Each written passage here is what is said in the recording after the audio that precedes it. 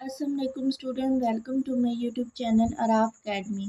Student, जैसा कि हम क्लास 10 केमिस्ट्री के चैप्टर नंबर 11 को डिस्कस कर रहे हैं, जिसका नेम है ऑर्गेनिक केमिस्ट्री। स्टूडेंट, हमने पिछले टॉपिक में ऑर्गेनिक कंपाउंड के सोर्सेज में से एक सोर्स कोयले को डिस्कस किया था। तो आज हम कोयले की इकसाम को डिस्कस करेंगे। स्टूडेंट, कोयले की 4 इकसाम है: पीट, लिग्नाइट, बिटुमिनेंस, एंथ्रासाइट। ठीक है स्टूडेंट, एक एक करके हम चारों को डिस्कस करेंगे। स्टूडेंट, ये जो पीट है इसमें कार्बन की 60% मिकदार पाई जाती है। इसमें 60% कार्बन पाई जाती है।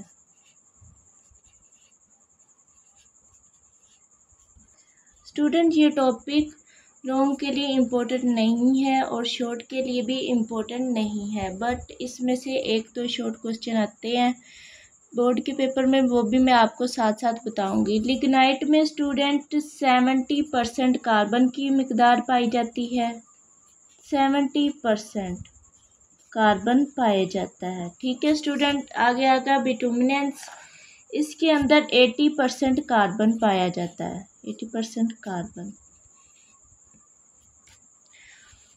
लास्ट पे है एंथ्रासाइट, इसमें 90% कार्बन पाया जाता है। स्टूडेंट, ये जो पीट है ना, ये घटिया किस्म है कोयले की, घटिया किस्म। ये घटिया किस्म का कोयला है। स्टूडेंट, इस्तेमाल इसका हम लिखते हैं इस्तेमाल। ये कहाँ पर इस्तेमाल होता है? ये भट्टी में इस्तेमाल होता है। कहाँ इस्तेमाल होता है? भट्टी में इस्तेमाल होता है।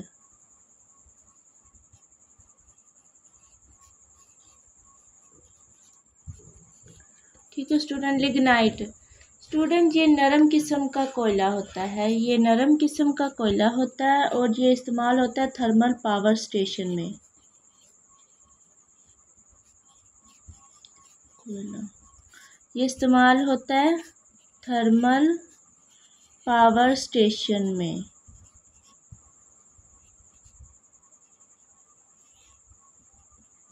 थर्मल पावर स्टेशन कहाँ क्या होते हैं?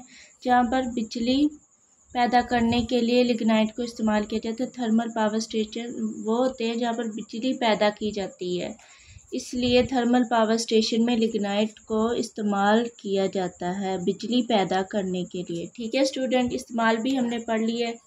आगे है बिटुमिनेंस। स्टूडेंट, ये आम किस्म का कोयला होता है। आम किस्म का कोयला है।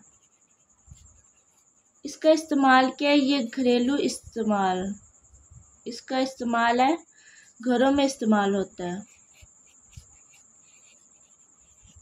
घरों में इस्तेमाल होता है। ठीक है स्टूडेंट, और चौथी जो कोयले की किस्म है वो है एंथ्रासाइट। स्टूडेंट, ये आला किस्म का कोयला है। क्या है? आला किस्म का। इसके अंदर 90% कार्बन पाई जाती है, तो ये क्या है? आला किस्म का कोयला। और ये यूज़ कहाँ पे होता है? इंडस्ट्री में। ये इस्तेमाल कहाँ पर होता है? इंडस्ट्री में इस्तेमाल होता है। स्टूडेंट, हमने डिस्कस कर लिया है कोयले की चारों इकसाम को। अब हम डिस्कस करते हैं डिस्ट्रक्टिव डिस्टिलेशन ऑफ कोयल। कोयले की डिस्ट्रक्टिव डिस्टिलेशन। स्टूडेंट, कोयले को हवा की गैर मौजूदगी में बुलंद टेम्परेचर पर गर्म करना डिस्ट्रक्टिव डिस्टिलेशन कहलाता है। क्या कहलाता है? Destructive distillation. अब हम लिखते हैं कोयले को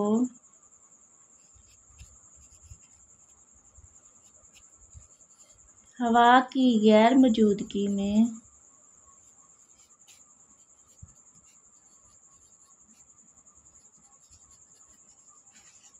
में बुलंद टेम्परेचर पर गर्म करना क्या कहलाएगा? Destructive distillation. Student, destructive distillation से 4 किस्म की जो हैं हमें हासिल होती हैं प्रोडक्ट्स। कितने किस्म की प्रोडक्ट्स हासिल होती हैं? 4 किस्म की प्रोडक्ट्स हासिल होती हैं। स्टूडेंट, जो कोयला है वो किन एलिमेंट्स पर मुश्तमिल होता है? वो हम लिखते हैं कार्बन, हाइड्रोजन,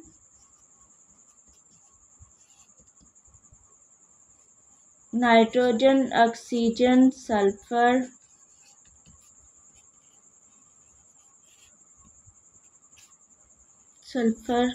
वगैरह। स्टूडेंट, इन एलिमेंट्स पर कोयला मुश्तमिल होता है। स्टूडेंट, कोयले की डिस्ट्रक्टिव डिस्टिलेशन से ऑर्गेनिक और इनऑर्गेनिक कंपाउंड हासिल होते हैं। क्या हासिल होता है? ऑर्गेनिक और इनऑर्गेनिक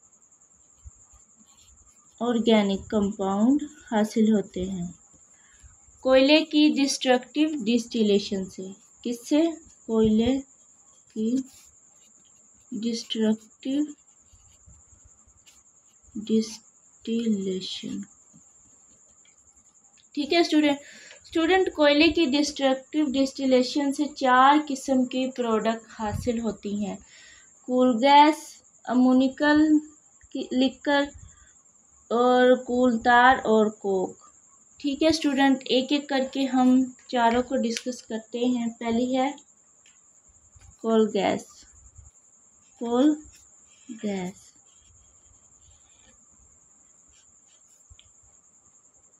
स्टूडेंट, ये कोल गैस किस पर मुश्तमिल होती है? हाइड्रोजन पर, H2, उसके बाद मीथेन पर, CH4 इसका फॉर्मूला है, कार्बन मोनोऑक्साइड पर, कार्बन मोनोऑक्साइड CO। ठीक है स्टूडेंट, अब हम लिखते हैं इस्तेमाल। ये कहाँ पर इस्तेमाल होती है? इंडस्ट्री में फ्यूल के तौर पर। इंडस्ट्री में फ्यूल के तौर पर इस्तेमाल होती है ये कोल गैस। ठीक है स्टूडेंट, दूसरा है ammoniacal liquor. Ammoniacal liquor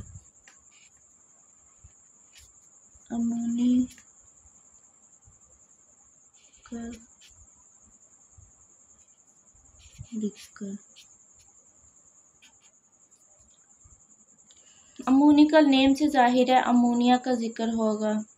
student, ये अमोनिया जो गैस होती है उसका पानी में सॉल्यूशन है।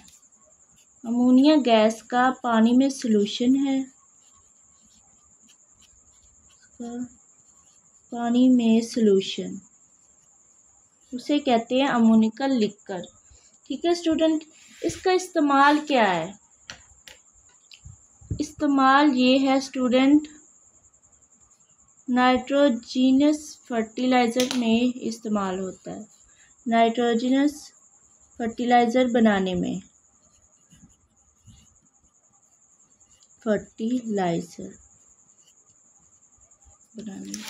स्टूडेंट, जब अमोनिया सल्फ्यूरिक एसिड के साथ रिएक्ट करता है तो क्या प्रोडक्ट बनाता है?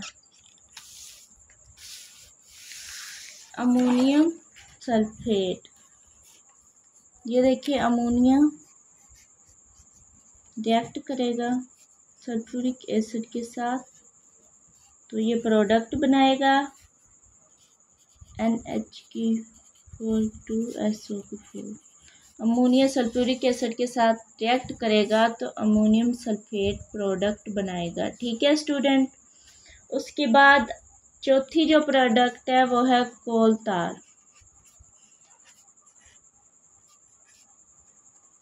स्टूडेंट ये स्याह रंग का माया है। ये क्या है? स्याह रंग का माया। स्याह रंग का माया है जो मुश्तमिल होता है 200 से ज़्यादा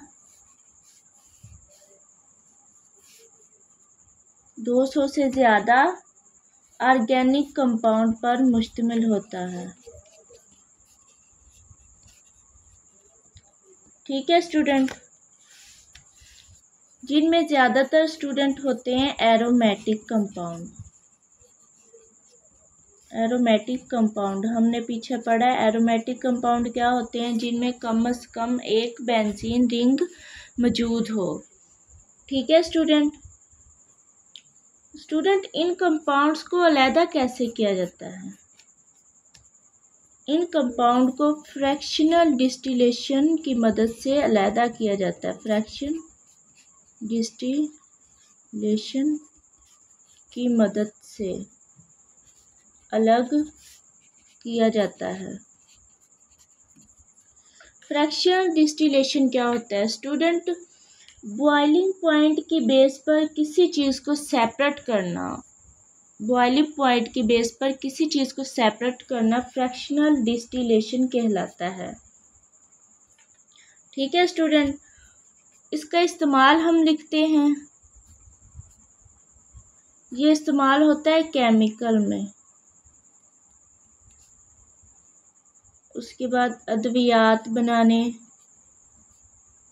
पेंट्स, रंग, पेस्टिसाइड वगैरह,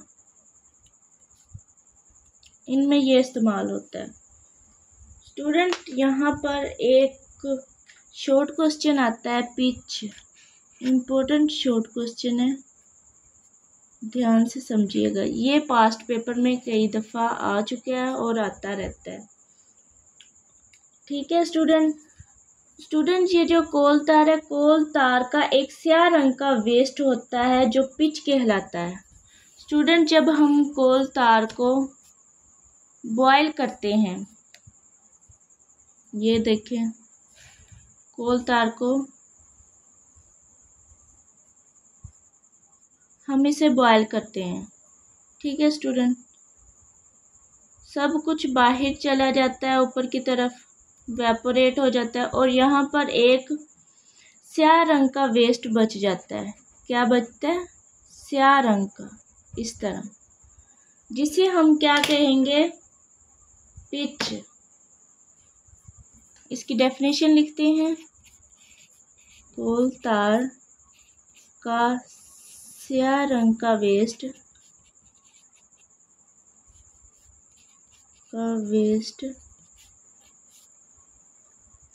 होता है जिसको पिच कहते हैं। ये मोस्ट इम्पोर्टेंट शॉर्ट क्वेश्चन है। इसके इस्तेमाल के ये छतों और सड़कों को हमवार करने के लिए इस्तेमाल होता है। कहाँ इस्तेमाल होता है? सड़कों और छतों को हमवार करने के लिए। हमवार करने के लिए इस्तेमाल होता है। एंड पर चौथी प्रोडक्ट है कोक। कोयले की फ्रैक्शन डिस्ट्रक्टिव डिस्टिलेशन की चौथी प्रोडक्ट है कोक। स्टूडेंट जब कोयले को डिस्ट्रक्टिव डिस्टिलेशन के अमल से गुजारा जाता है तो एक वेस्ट बाकी बच जाता है। जिसे हम कहते हैं कोक।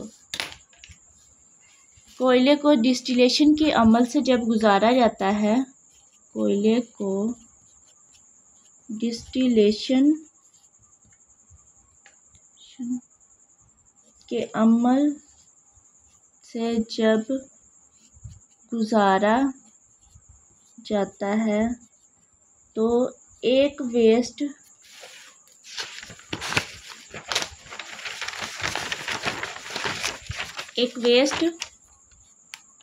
बाकी रह जाता है, जिसे कहते हैं हम कोक।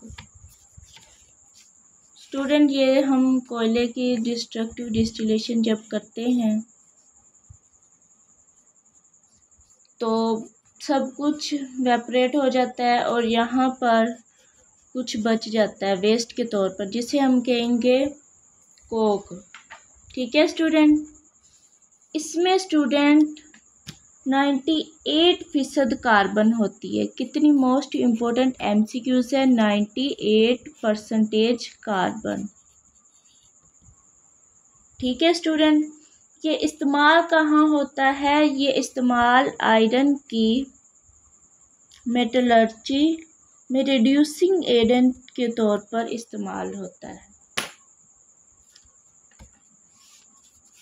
ये आयरन की मेटलर्जी क्या होती है स्टूडेंट? मेटलर्जी में रिड्यूसिंग एजेंट के तौर पर इस्तेमाल होता है। मेटलर्जी क्या होती है स्टूडेंट? स्टूडेंट्स और से मेटल को खालिस हालत में हासिल करने को कहते हैं मेटलर्जी। ठीक है स्टूडेंट, चैप्टर नंबर 16 में हम डिटेल से पढ़ेंगे मेटलर्जी क्या होती है। अभी सिर्फ आप डेफिनेशन पर ध्यान दें। और से मेटल को खालिस हालत में हासिल करना मेटलर्जी कहलाता है। और ये स्टूडेंट फ्यूल के तौर पर भी इस्तेमाल होता है। किसके तौर पर? फ्यूल के तौर पर। फ्यूल के तौर पर भी इस्तेमाल। स्टूडेंट आज का लेक्चर हमारा ख़त्म हुआ। अगर किसी भी क्वेश्चन की समझ ना आई हो तो कमेंट सेक्शन में ज़रूर पूछिएगा। चैनल को सब्सक्राइब ज़रूर कीजिएगा। वीडियो को लाइक शेयर ज़रूर कीजिएगा। अल्लाह हाफिज़।